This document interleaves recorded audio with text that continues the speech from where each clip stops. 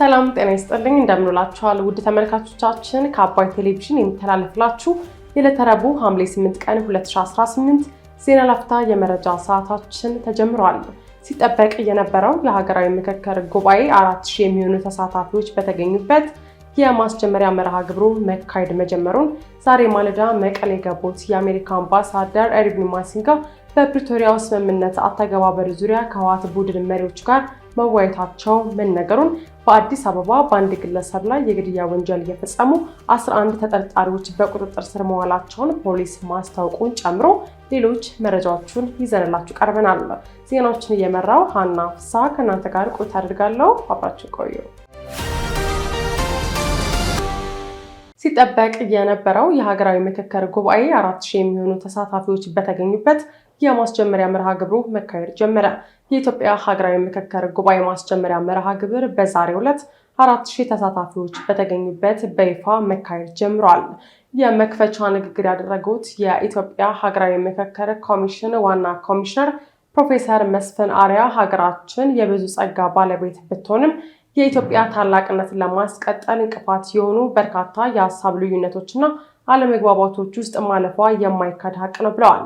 እነዚህ ለዘመናት የተከማቹና የዘለቁ የፖለቲካና የስርዓት ጥያቄዎች በመካከላችን የሚታዩ አለመግባባቶችና ቀራኔዎች ዛሬም ድረስ የዜጎችን ሰላምና የሀገር አንድነትን እየፈተኑ ይገኛሉ ብለዋል።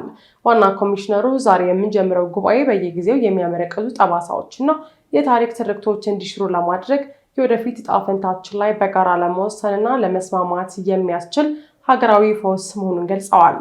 ፕሮፌሰር መስፍን አርአያ አክለውም ጉባኤው የሀገራችንን የፖለቲካና የማህበራዊ ጉዞ አቅጣጫ የሚያቀና ለቀጣዩ ትውልድ ጠንካራና አስተማማኝ ሀገር ለመገንባት የሚያስችል አዲስ የታሪክ ምዕራፍ የሚከፍት መሆኑን ተናግረዋል። ጠቅላይ ሚኒስትር አብይ አህመድ በጉባኤው ላይ ተገኝተው ባደረጉት ንግግርም ይህ ታሪካዊ መድረክ በኢትዮጵያ ሕዝቦቿ መካከል በሚፈጠር ዘላቂ መግባባትና በጋራ ብሔራዊ ትርክት ላይ እንድትገነባ የሚያስችል ወሳኝና ታሪካዊ የሀገር ግንባታ ሂደት መሆኑን ገልጸዋል። ጠቅላይ ሚኒስትር አብይ አክለውም ጉባኤው በታላቅ አክብሮት ልንከውነው የሚገባ ነው ያሉ ሲሆን እኛና ከኛ በፊት የነበሩ ሰዎች ያጧቸውን ሊያሳኳቸው ሲገባ ያልቻሏቸውን ጉዳዮች ዳግም ልጆቻችን እንዳያጡት በታላቅ ኃላፊነት እንዲሰሩ ሲሉ አደራ ብለዋል። ዛሬ ማለዳ መቀሌ የገቡት የአሜሪካ አምባሳደር ኤርቪን ማሲንጋ በፕሪቶሪያ ስምምነት አተገባበር ዙሪያ ከህወሓት ቡድን መሪዎች ጋር መወያየታቸው ተነገረ። አሜሪካ በሰሜን ኢትዮጵያ ያለውን ውጥረት እያባባሱ ነው በሚል በህወሓት ቡድን አመራሮች ላይ የጉዞ እገዳ ከጣለች ከሳምንታት በኋላ ዛሬ ሐምሌ 8 2018 ማለዳ የአዲስ አበባ ኤምባሲ አምባሳደር የሆኑት ኤርቪን ማሲንጋ መቀሌ ገብተዋል። ለአንድ ቀን ይፋዊ ጉብኝት ወደ ትግራይ ክልል መቀመጫ መቀሌ ያቀኑት አምባሳደሩ ከቡድኑ መሪዎች ጋር መወያየታቸውም ተገልጿል። በዚህም የፕሪቶሪያ ዘላቂ የግጭት ማቆም ስምምነት አተገባበር ዙሪያ ከቡድኑ መሪዎች ጋር መነጋገራቸውና መወያየታቸው ታውቋል። እንዲሁም በትግራይ እየተስተዋለ ባለው የዝናብ እጥረት ሳቢያ ሊከሰት የሚችል ድርቅን በተመለከተም ውይይት መደረጉ ተነግሯል። አምባሳደር ማሲንጋ በቆይታቸው ከረድኤት ድርጅቶች ጋር በመገናኘት በአሜሪካ ድጋፍ በትግራይ ክልል የሚቀርበውን የነፍስ አድን ሰብአዊ እርዳታ ዙሪያ እንደሚወያዩም ተነግሯል። ኤርቪን ማሲንጋ ከሳምንታት በፊት ወደ መቀሌ ሊያደርጉት የነበረውን ጉዞ በህወሓት ቡድን ውስጥ በነበረው የውስጥ ክፍፍል ምክንያት መራዘሙ በወቅቱ ሲገለጽ ነበር። የህወሓት ቡድን አፋኝ ህግ በማውጣትና በግዳጅ ወታደራዊ ምልመላ በጅምላ በማፈስ ለጦርነት እየተዘጋጀ መሆኑን በስፋት እየተነገረ ነው። ይህንን የህወሓት ቡድን እየፈጸመ ነው የተባለውን የግዳጅ ወታደራዊ አፈሳና አፋኝ ህግ በማውገዝም ዓለም አቀፍና ሀገር አቀፍ የሰብአዊ መብት ተቋማት መግለጫ አውጥተዋል። በተጨማሪም መሰረታቸውን በትግራይ ያደረጉ የፖለቲካ ፓርቲዎች፣ ፖለቲከኞች፣ ጋዜጠኞችና የማህበረሰብ አንቂዎች በዚህ አፈሳ ዙሪያ ተቃውሟቸውን እያሰሙ ይገኛሉ። በርካታ የትግራይ ወጣቶችም ይህንን ቡድኑ እየፈጸመ ነው የተባለውን አፈሳና አፈና በመሸሽም በአውሮፕላን በመኪናና በእግር ጭምር ክልሉን ለቀው እየወጡ መሆኑ እየተዘገበ ነው።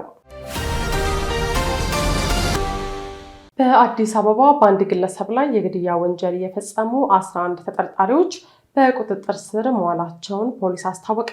የግድያ ወንጀሉ የተፈጸመው ሰኔ 28 ቀን 2018 ዓ.ም በግምት ከሌሊቱ 7 ሰዓት በቦሌ ክፍለ ከተማ ወረዳ 12 ልዩ ቦታ ቡልቡላ አቦ መሻገሪያ ድልድይ እየተባለ ከሚጠራ አካባቢ መሆኑን ፖሊስ አስታውቋል። በወቅቱ ማንነቱ ያልታወቀ ግለሰብ ከሳሪስ አቦ ወደ ኮዬ መሄጃ በሚገኝ መንገድ ድልድይ ስር ደረቱ ላይ በስለት ተወግቶ ሕይወቱ አልፎ ተገኝቶ እንደነበር ተገልጿል። የአዲስ አበባ ፖሊስ ዋና ጠቅላይ መምሪያ የሰው መግደል ምርመራ የክትትልና ኦፕሬሽን ቡድኑ የሟቹን ማንነት ለማወቅና ወንጀል ፈጻሚዎችን ለመለየት አደረኩት ባለው ጥረት ወንጀሉ በተፈጸመ 48 ሰዓታት ባልሞላ ጊዜ ውስጥ የሟችን ማንነትና ወንጀሉን ፈጽመዋል ያላቸውን ተጠርጣሪዎችን በቁጥጥር ስር መዋሉን ገልጿል።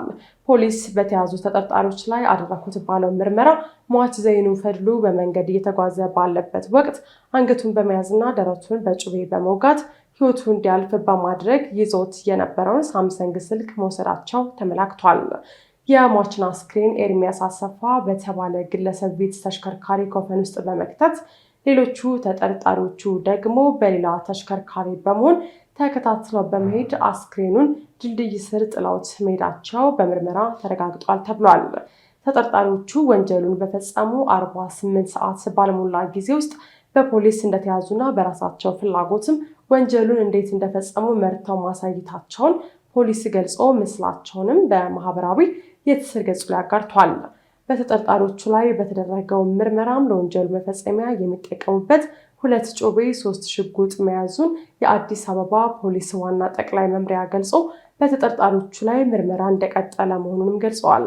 የሟች ዘይኑ ፈድሉ ቤተሰቦች በበኩላቸው በወንድማቸው ህልፈት እጅጉን ማዘናቸውን ገልጸው ፖሊስ በአጭር ጊዜ ውስጥ ወንጀል ፈጻሚዎችን በቁጥጥር ስር በመዋሉ ምስጋናቸውን አቅርበዋል።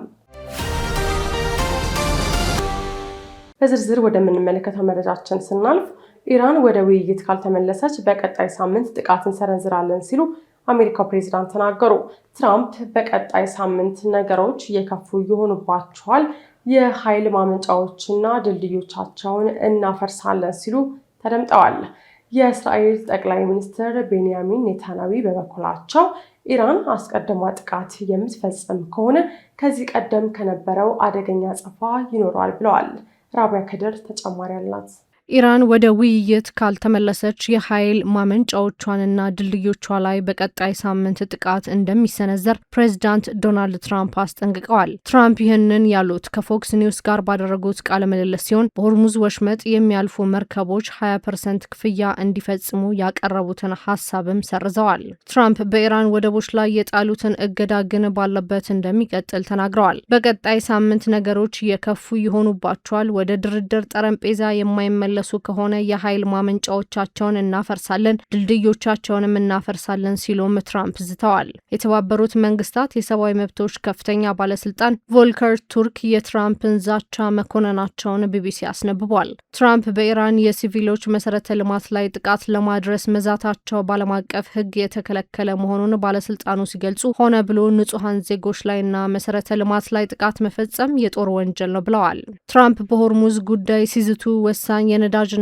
የጋዝ መተላለፊያ የሆኑ ሆርሙዝ ወሽመጥ ከኢራን መርከቦች በስተቀር በሌሎች ሀገራት ለሚደረጉ የባህር ጉዞዎች ክፍት ነው ብለዋል። ፕሬዝዳንቱ የኢራን መርከቦች በመተላለፊያው እንዳይንቀሳቀሱ ያገዱት ወደ ሙሉ ውድመት እያመሩ ባሉት ውሸታም ጠበኛና አደገኛ መሪዎቿ ምክንያት ነው ሲሉም ወንጅለዋል። ትራምፕ ለአሁን እቀባው የትኛውንም አይነት የኢራን ጭነቶችን ይዘው ከኢራንና ወደ ኢራን ወደቦች የሚጓዙ መርከቦች ብቻን የሚመለከት መሆኑን ነገር ግን ወደ ሙሉ እቀባ እንደሚሸጋገርም አመላክተዋል። የእስራኤል ጠቅላይ ሚኒስትር ቤንያሚን ኔታንያሁ በበኩላቸው ኢራን አስቀድማ ጥቃት የምትፈጽም ከሆነ ሀገራቸው የምትሰጠው የአጸፋ ምላሽ ከዚህ ቀደም ከነበረው በበለጠ እጅግ ኃይለኛ እንደሆነም ዝተዋል።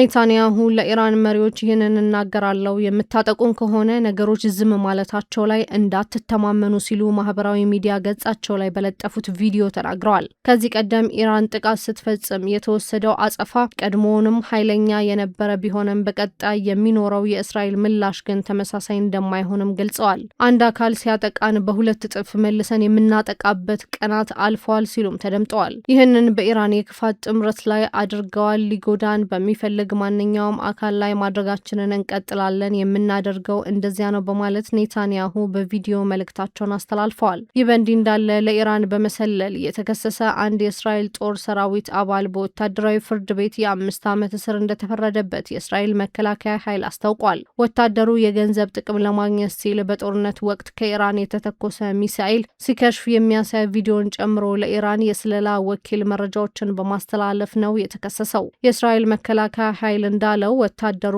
ሚስጥራዊ የደህንነት መረጃ ቪዲዮዎችና ፎቶግራፎችን በመላክ ገንዘብ እንደሚያገኝ የሚገልጹ በርካታ የቴሌግራም መልእክት ልውውጦችንም አድርጓል ብሏል። በዚህም ወታደሩ ባለፈው ዓመት ሰኔ ወር ላይ እስራኤል ከኢራን ጋር ባደረገችው የ12 ቀናት ጦርነት ወቅት 2 ቪዲዮ እንደላከና ለነሱም ክፍያ እንደተቀበለ የእስራኤል ጦር ተናግሯል። የዕለተ ረቡዕ የዜና ላፍታ የመረጃ ሰዓታችን የተከታተላችሁትን ይመስል ነበር። አብራችሁን ስለቆያችሁ ከልብ እያመሰገንን በያላችሁበት መልካም ቀን